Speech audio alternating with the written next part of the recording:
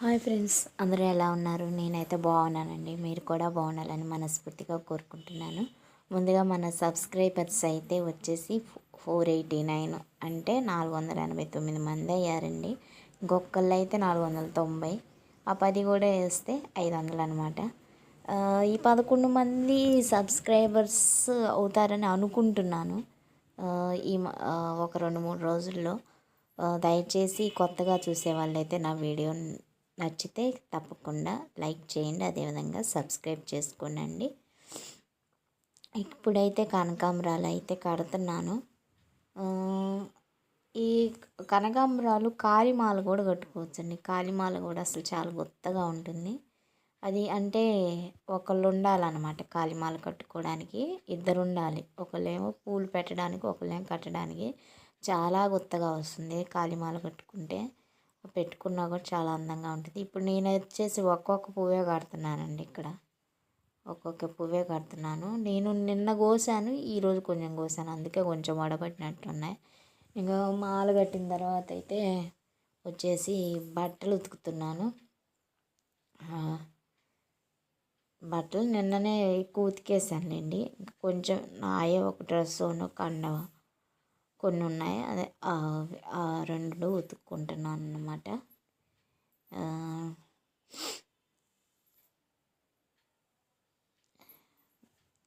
మాకు వాషింగ్ మిషన్లు అవి అయితే లేవండి. మామూలుగా చేత్తోనే ఉతుకుతాను నేనైతే. ముందు సబ్బు పెట్టేస్తాను. సబ్బు పెట్టేసిన తర్వాత మొత్తం బ్రష్ పెట్టి మళ్ళీ బ్రష్ పెడతాను అన్నమాట.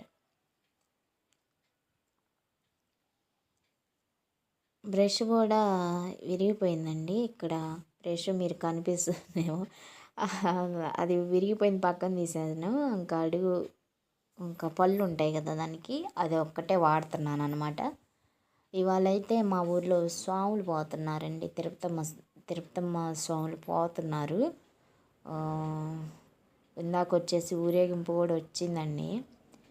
అందరూ ఫస్ట్ ఒక ఇంటికాడికి వస్తారు. ఆ ఇంటికాడి నుంచి బయలుదేరి ఇంకా వాళ్ళందరూ కూడా కలిసి వెళ్తారనమాట. బజార్కి తిరుగుతారు. అందుకని స్వాములు అయితే వెళ్తున్నారనమాట. రేపు మా ఊర్లో వచ్చేసి తిరుపతమ్మ తల్లికి రేపు మామూలుగా మా ఊళ్ళో తిరుపతమ్మ గుళ్ళో రేపు భోజనాలు, కళ్యాణం అలా చేస్తారనమాట. బాగా చేస్తారండి మా ఊర్లో. 2 తిరుపతమ్మ గుళ్ళు ఉన్నాయి. 2 తిరుపతమ్మ గుళ్ళు కూడా బాగా చేస్తారనమాట. ఇంక ఇక్కడ వచ్చేసి శుభ్రంగా ఉతికేసి ఇంకా బకెట్లో నీళ్ళు పోయాలని బకెట్లో నీళ్ళు పోసి జాడించేస్తే ఈ పని అయితే అయిపోతుంది.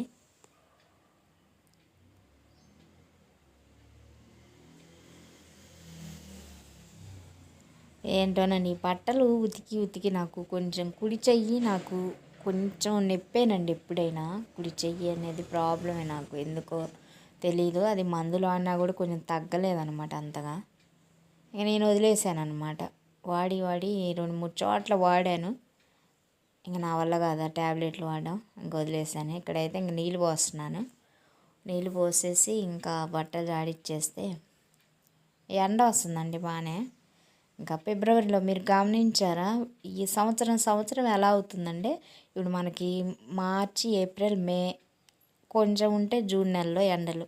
కానీ ఇక్కడ ఇది మారిపోతుందండి. కాలాలు ఎలా మారిపోతున్నాయి అంటే, మామూలుగా వచ్చేసి ఫిబ్రవరిలోనే ఎండలు ఎక్కువ ఉన్నాయి ఈ సంవత్సరం. ఇంకా మరి నెక్స్ట్ ఇయర్ వచ్చేసి జనవరిలో ఎండలు ఎక్కువ ఉంటాయేమో. అట్లా అనిపిస్తుంది నాకైతే. ఫిబ్రవరిలో ఎండ ఇంతసేపు చూడడం ఇప్పుడేనండి నేను.